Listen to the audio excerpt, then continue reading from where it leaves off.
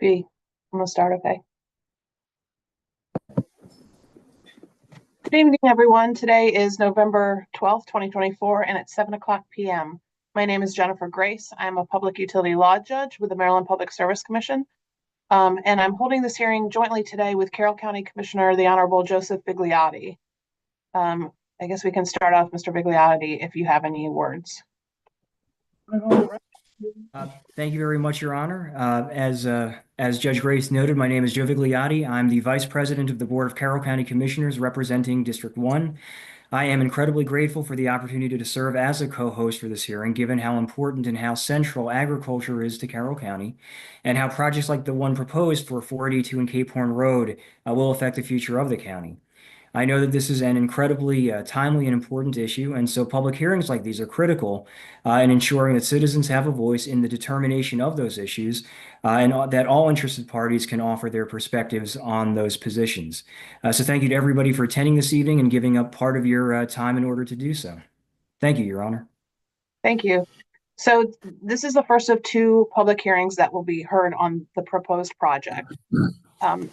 The second public hearing will be held on March 3rd, 2025, in person at a date, time, and location to be determined at a later date, but it'll be close to the project as proposed. The case that we're hearing today is in the matter of the application of Elk Development, LLC for a certificate of public convenience and necessity to construct a 2.125 megawatt solar photovoltaic generating facility in Carroll County, Maryland.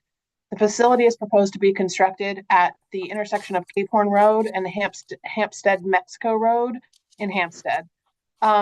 So this hearing has two purposes. The first purpose is to give information to the public, and for that reason, this is being put live on YouTube and will remain there. The second purpose is to take comments from the public to be considered in the case.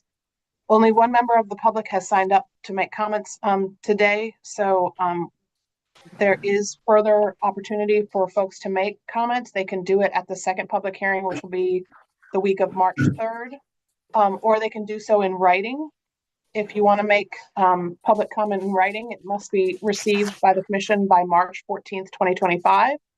It can be filed on the Commission website by searching case number 9747, or it can be sent by U.S. mail to the Maryland Public Service Commission, attention Jamie Bergen, Chief Clerk, 6 St. Paul Street, 16th floor, Baltimore, Maryland, 21202. We're going to start off by having the parties in the case introduce themselves and state what their client does, what their interest is. And then we're going to have a brief presentation by the applicant, and then we're going to move on to the taking of public comment. So, counsel for the applicant, will you introduce yourself, please? Thank you, Your Honor. Good evening, Your Honor, and Commissioner Vigliotti and all those attending this evening. My name is Max Cook, and I'm counsel on behalf of the applicant. I'm also joined by Mr. John Shields and Ms. Samantha Flick with the developer. And as Your Honor indicated, we have a brief presentation that Mr. Shields will be given once introductions are all made. Thank you, Your Honor. All right, thank you. PPRP? Good evening, Your Honor. Steve Tolson. Jenny Rogers, the PPRP project manager for this case, is online. At this point, as you noted, there are two public hearings. The first one is where the applicant presents their project proposal, but PPRP will not be filing its recommendations until February 25th, 2025. So it will be at the second public comment hearing in March, as you've noted, where PPRP will be able to allow the public to ask any questions they may have on the recommended licensing conditions, the recommendation on the project, or whatever. But Ms. Rogers is also here this evening in case there are questions. But PPRP has not filed anything. Mr. Tolson, will you state what PPRP stands for and talk about the sister agencies, please? Okay, I'll be happy to do that. PPRP is the Power Plant Research Program within the Department of Natural Resources. And what they do is basically they coordinate a 7-state agency review of certificates for public convenience and necessity, the CPCNs that are filed, which essentially become the license to construct and operate a particular facility. And PPRP generally has 6 months from the date that the application is deemed complete to complete their review. And They coordinate those recommendations, but only the secretaries of DNR and of the Maryland Department of the Environment actually make the recommendation to the PSC.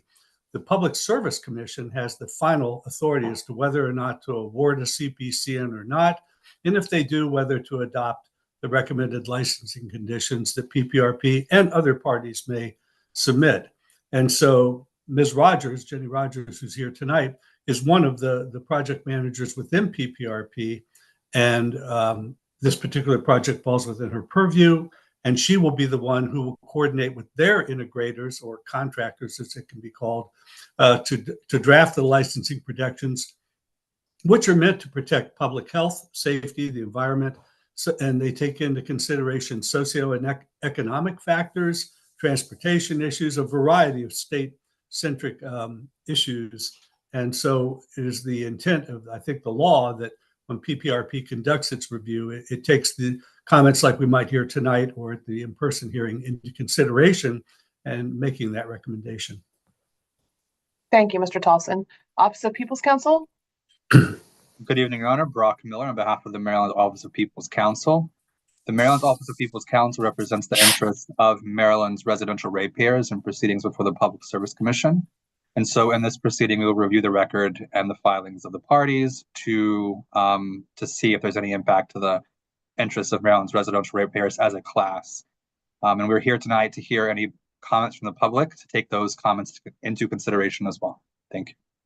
Thank you. And staff?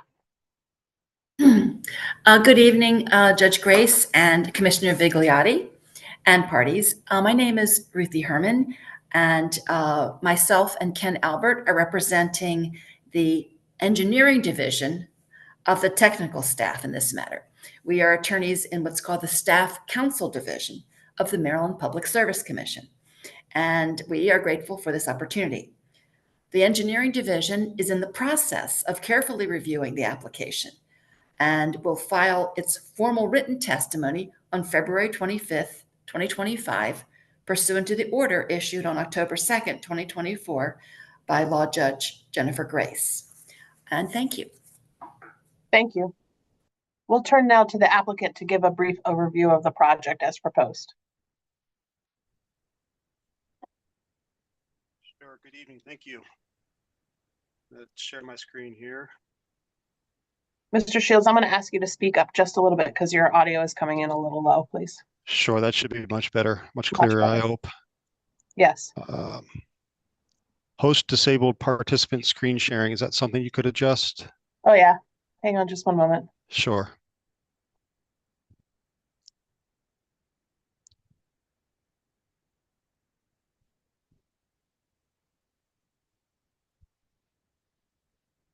You should have access now.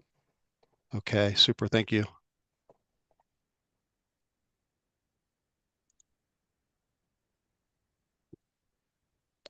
Okay. Again, thank you for hosting this opportunity this evening to share about our project and about Pivot in general. So my name is John Shields. I'm a project manager with Pivot Energy. Elk Development, the applicant, is affiliated with Pivot Energy. I'm also joined here this evening with Sam Frick. She's our senior manager in the community engagement and impact team. We'll hear from Sam in a moment. So again, thank you for the opportunity to allow us to share some information about Pivot, as well as to share the actual project information. Pivot is a renewable energy provider and independent power producer.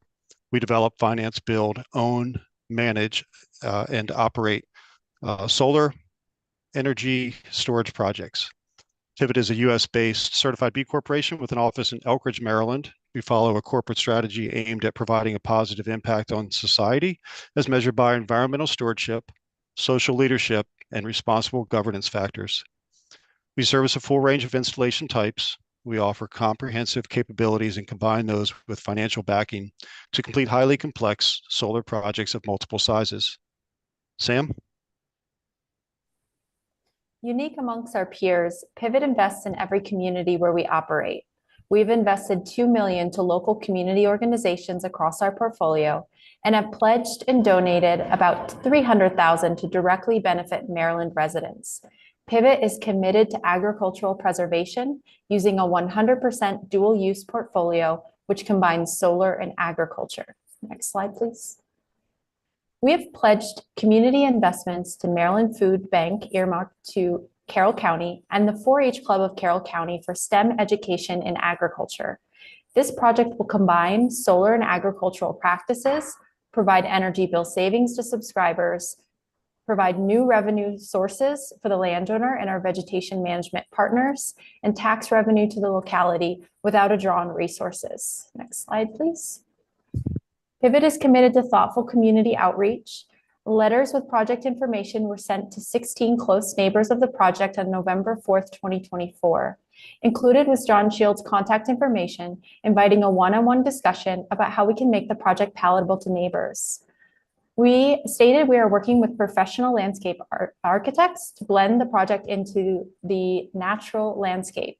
We look forward to listening to the public comment and strive to address any community concerns. Okay, thank you, Sam.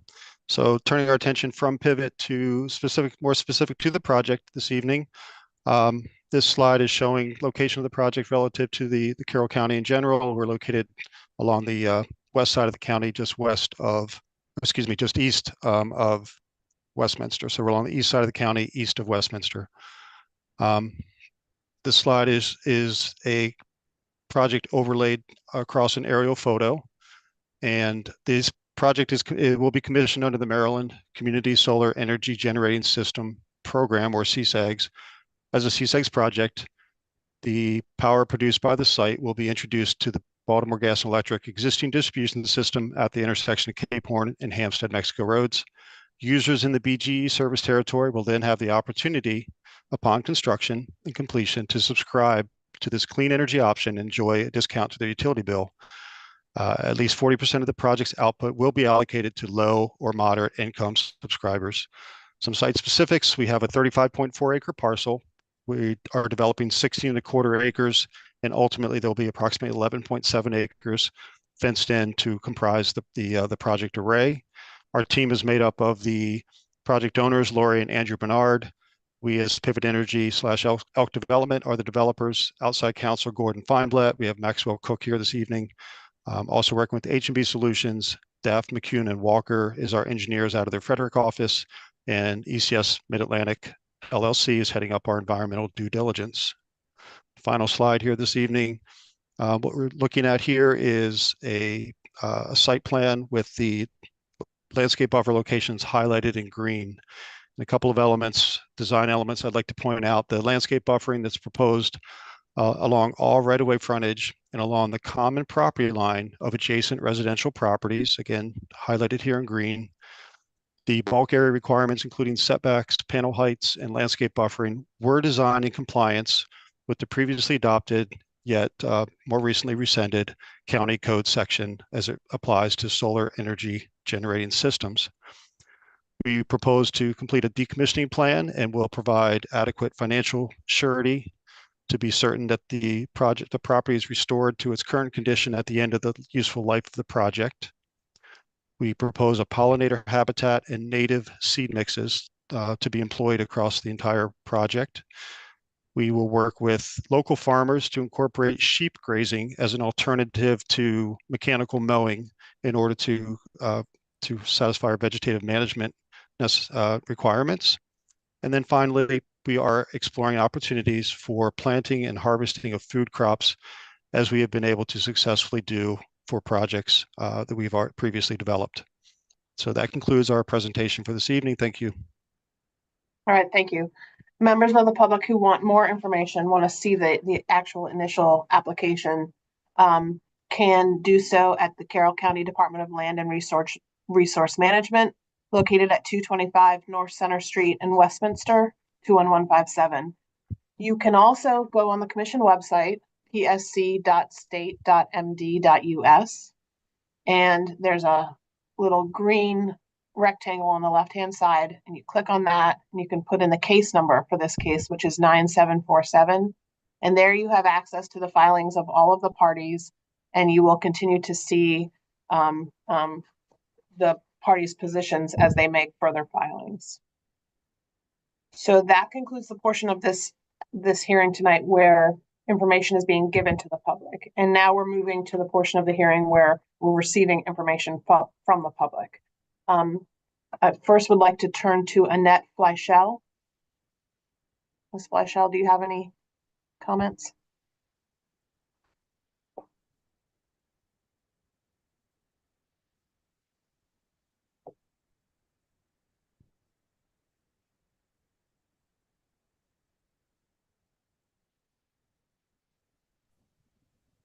Annette, if you're there, you are muted. I don't know if you're speaking, but you're muted and we can't hear you if you're there. Okay, is this better? Yes. Better. All right, let's start over again. Good evening, Judge Grace and everyone participating. Let me first state that I am adamantly opposed to the placement of solar energy on Carroll County's prized agricultural land. Put solar projects on industrial or commercial land. That is where they belong. It is egregious that the landowner and solar energy company have brought the CPCN to the PSC. There is no convenience or necessity involved.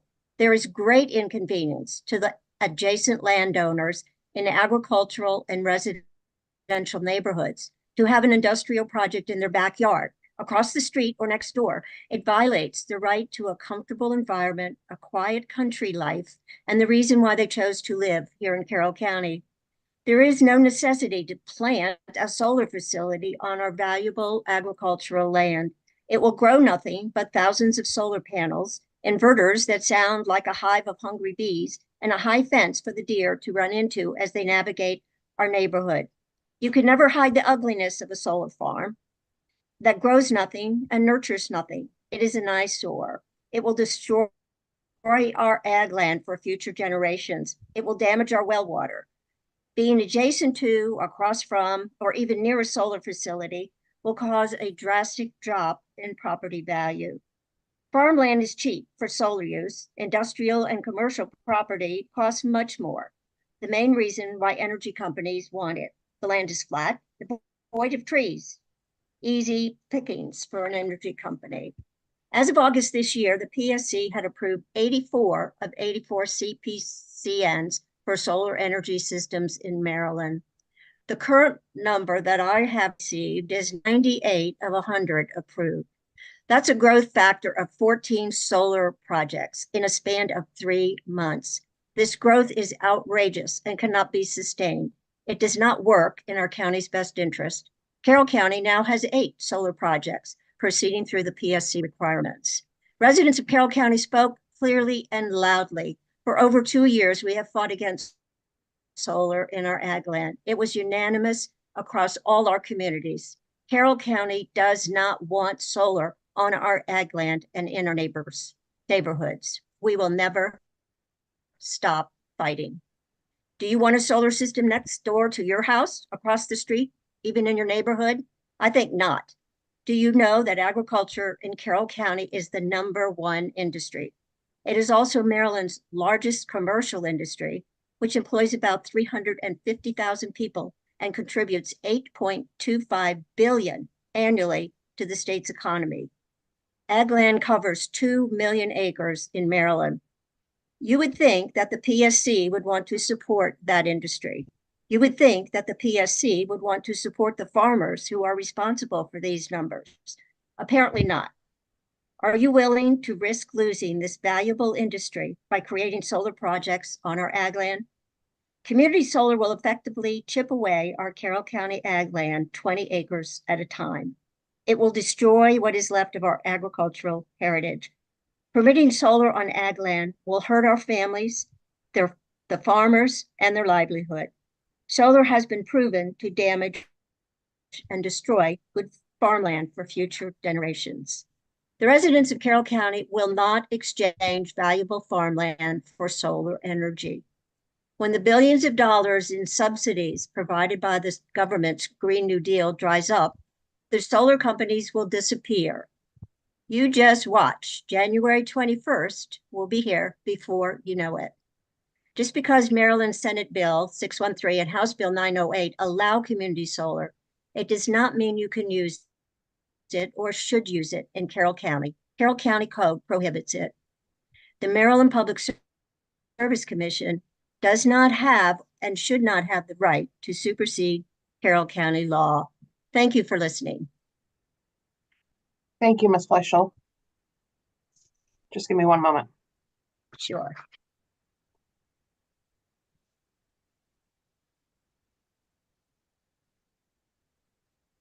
All right, thank you.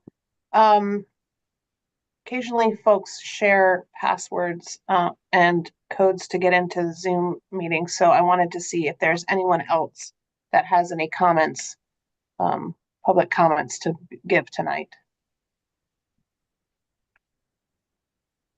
Your Honor, if it's in keeping with due order, I have some testimony that I prepared, not as a co-host, but as a commissioner. I don't know whether or not that's proper or appropriate, but if so, I'm happy to share that. It's absolutely appropriate for you to provide public comment tonight. It's not testimony. It doesn't count the same as testimony, but absolutely. Go ahead. Well, thank you very much, Your Honor. Again, my name is Joe Vigliotti, Vice President of the Board of Carroll County Commissioners, elected to serve from District 1, and I speak in opposition to the proposed solar development at 482 and Cape Horn Road. This is, in its simplest form, because Carroll County has banned community solar generating development of land in agricultural zones. This wasn't done in opposition to renewable energy, for political reasons, or for some Luddite rejection of technology. It was done as a matter of the county's community integrity. Zoning exists throughout the United States. It conditions, regulates, and coordinates the uses of property not only for the purpose of harmony, but for rights. As a conservative, I support individual rights, including those of property, with the understanding that my rights end where yours begin. We do not exist as islands.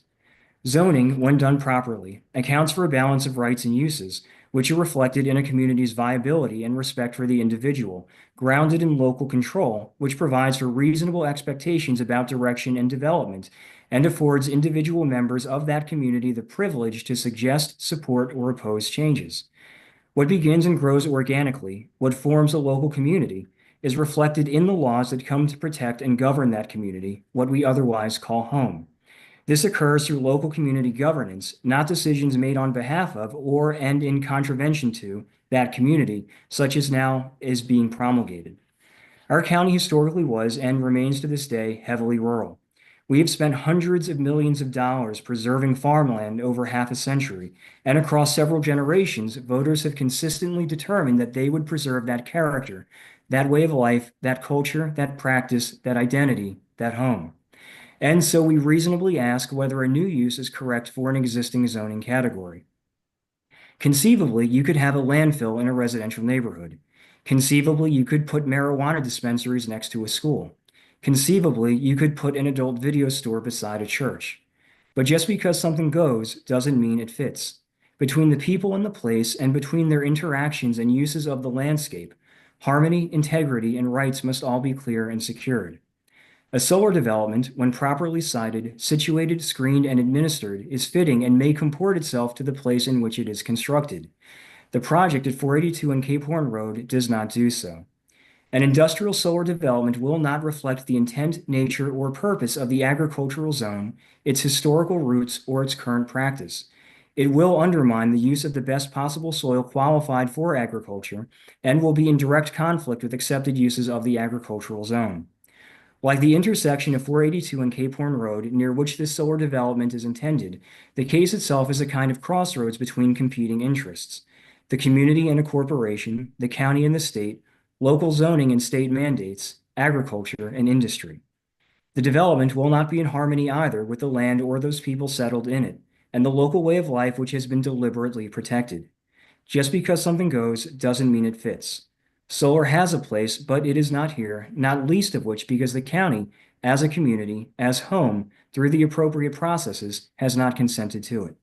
It is for all of these reasons that I lend my voice in opposition to this proposed site for such a development, and I thank you very much, all of you, for your time. Thank you. Any other comments tonight?